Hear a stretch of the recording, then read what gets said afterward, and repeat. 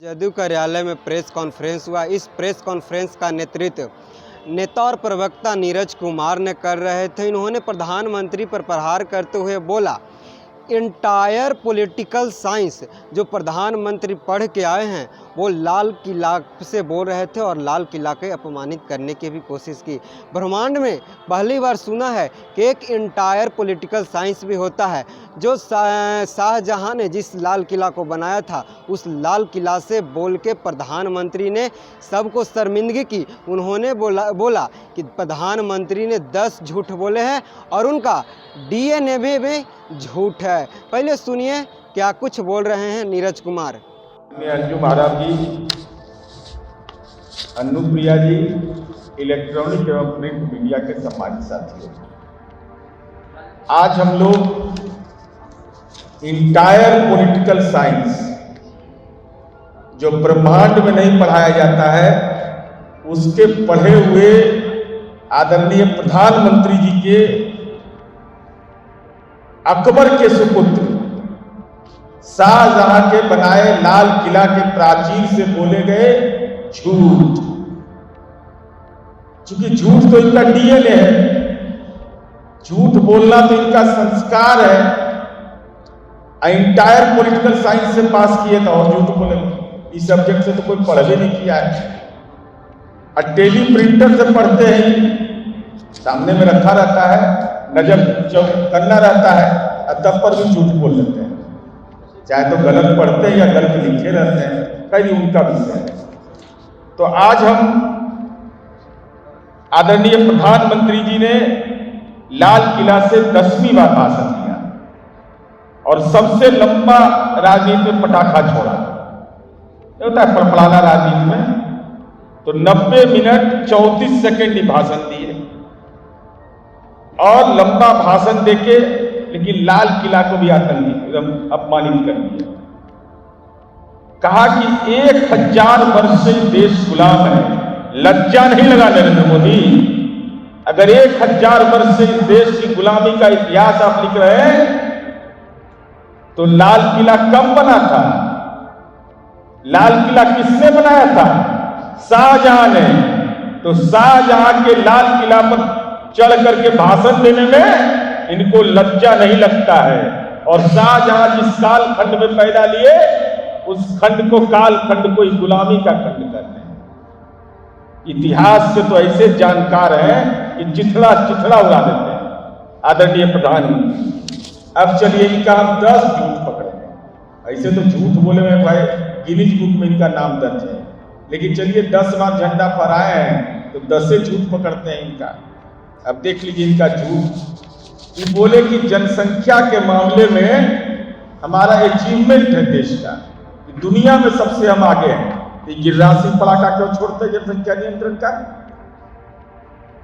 योगी आदित्यनाथ क्यों यह बात बोलते हैं जनसंख्या नियंत्रण का?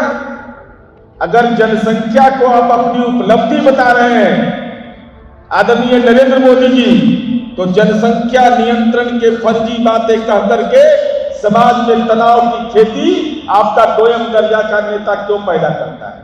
सवाल नंबर 1। सवाल नंबर 2, आपने कहा कि कोई भी अंतरराष्ट्रीय एजेंसी जो है वो भारत का गौरव कर रही है, भारत की गौरव गाथा लिख रही है अंतरराष्ट्रीय एजेंसी। इससे बड़ा झूठ और फरेब क्या हो सकता है? प्रेस फ्रीडम रैंकिंग में 150वां स्थान पर आप पहुंच गए 133 से। टीवी उपलब्धि है आपका, है गौरव गाथा है। ये देश का एजेंसी है, गुजरात का है, ये तो अंतरराष्ट्रीय एजेंसी है। Economics intelligence unit democracy index में 2014 में जब आपका पदार्पण हुआ तो 27वां स्थान में थे रहे आपको। उसके बाद इन्होंने कह दिया कि रीजनल एस्पिरेशन की बात कर रहे थे। आदरणीय प्रधानमंत्री जी, मणिपुर को छोड़कर एक भी राज्य का नाम आपने लिया? एक भी राज्य का नाम आपने लिया? अगर आपको नाम ही लेना था जनसंख्या के मामले में तो आप ये बोलते कि जनसंख्या के मामले में देश आज सबसे आगे है और बिहार युवाओं का प्रदेश है। अगर आपकी इच्छा सही होती जो अनुप्रिया ने बताया उस पॉइंट को मैं बोलना नहीं चाहता हूं। स्वयं सहायता समूह के मामले में बिहार लीडर स्टेट है कि फॉलोअर सब है। कैसे देखते हैं हम लोग बैठक किए थे पिछले पूरी साल भी बैठक करने लगता है, तो हम लोग आजीविका बनाए, जीविका, और तब इसको आजीविका बनाए और उत्तर प्रदेश में 1 लाख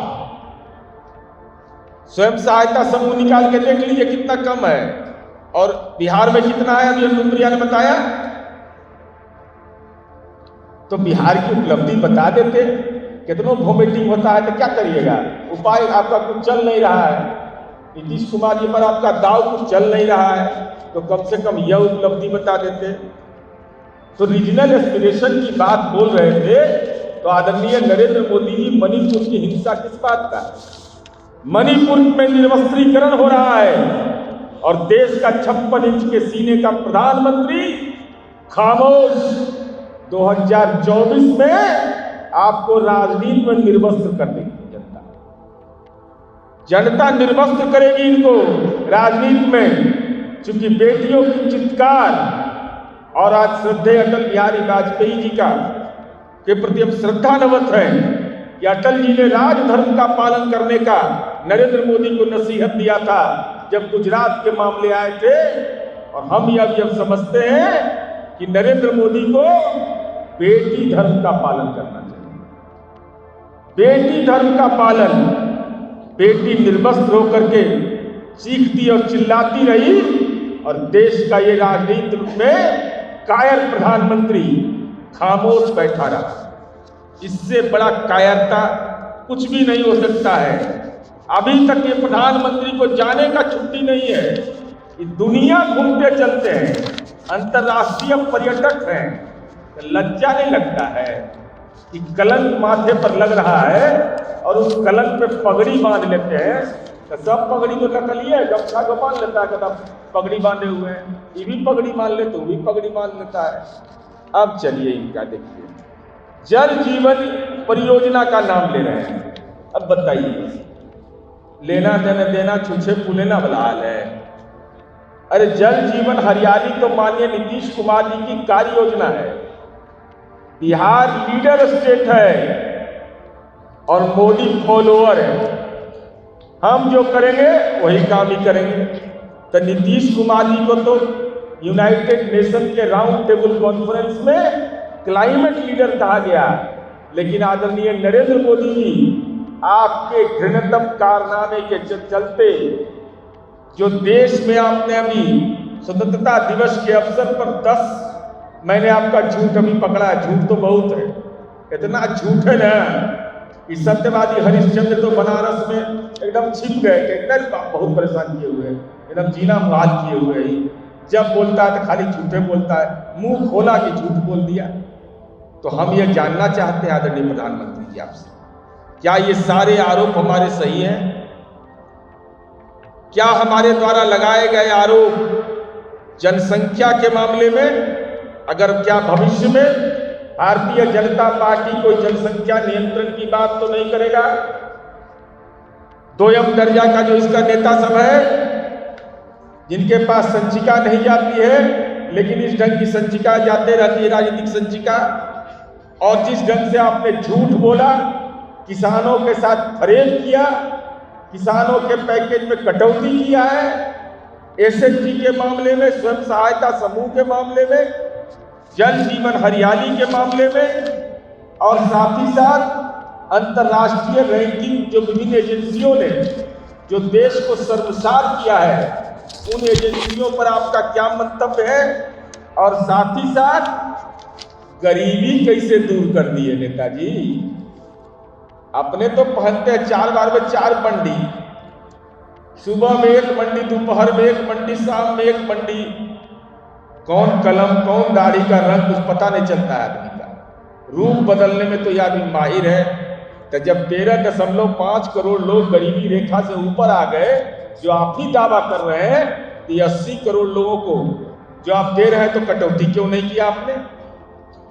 कोई मध्यम वर्ग का आदमी अगर इनकम टैक्स पे ही है, अगर वो गैस सिलेंडर में सब्सिडी मिला तो उसका कटौती कर लिए, ये भी कटौती करते। इसलिए मैं ये समझता हूं कि आदरणीय प्रधानमंत्री जी का पूरा भाषण लज्जा से भरा हुआ था, तनावपूर्ण था। और नाम बदलते हैं तो शाहजहां के लाल किला पर कैसे चढ़े, कौन मंत्र पढ़कर विमंत्रित हो गए थे? कोई मंत्र किया मैंने शुद्धिकरण का, ओम अपवित्र पवित्रो पासरा, कुछ तो बोले होंगे। काहे को तो शाहजहां का बनाया हुआ है, उस पर चढ़ने में निर्लज्जता नहीं लगी आपको, लाज नहीं लगा आपको? तो शाहजहां के कार्यकाल को आप गुलामी का कार्यकाल बताते हैं और शाहजहां के बनाए हुए लाल किला पर चढ़ के झंडा फहराते हैं। वो भी झंडा आप जब फहराते हैं आदरणीय नरेंद्र मोदी जी, तो देश के स्वतंत्रता सेनानियों की आत्मा पर बहुत चोट पहुंचता है। देश के स्वतंत्रता सेनानी के परिजन यह जानना चाहते हैं कि आप तो राजनीति के उस वंश परंपरा के हैं कि 15 अगस्त 1947 को आजादी मिली, 14 अगस्त 1947 को आरएसएस के मुखपत्र 5 जन ने लिखा, तिरंगा 3 रंग का है, 3 भारत के लिए अशुभ है, यह भारत के लिए बेहतर नहीं है। तो आज कौन इंजेक्शन लगवा है डीएनए का, कौन सुइया लगा है? जो तिरंगा से प्यार करने लगे, जो तिरंगा को अशुभ कहता था, तो हमारे पुरखे आज अपने आप को अपमानित महसूस करते हैं। जिसने तिरंगा को 3 रंग का करके अशुभ कहा, अपमानित किया, वो आज राष्ट्रवादी बनकर करके झंडा फहरा रहा है। तो आपको 2024 में उन स्वतंत्रता सेनानियों का जो देश की आजादी की लड़ाई में कुर्बानी दिए, जो जान दिए, उनकी आत्मा से राजनीतिक श्राप मिलने वाला है। आपने सुना होगा, ये नीरज कुमार थे, प्रवक्ता और नेता जदयू का है। इन्होंने बोला कि नरेंद्र मोदी के डीएनए में ही झूठ है। इन्होंने केवल लाल किला को अपमानित किया और लाल किला से झूठ की बौछार लगा दी। जनता देख रही है, जनता 2024 में पता चला देगी कि 9 साल में क्या किए हैं और क्या नहीं किए हैं। 54 मिनट का भाषण में केवल 2 मिनट मणिपुर पे बात बोलते हैं, करते हैं। क्या मणिपुर देश से बाहर है? इन्होंने कई सवाल किए। आप पर इसका क्या राय है? आप भी हमें कमेंट बॉक्स में ज़रूर बताइएगा। बहुत बहुत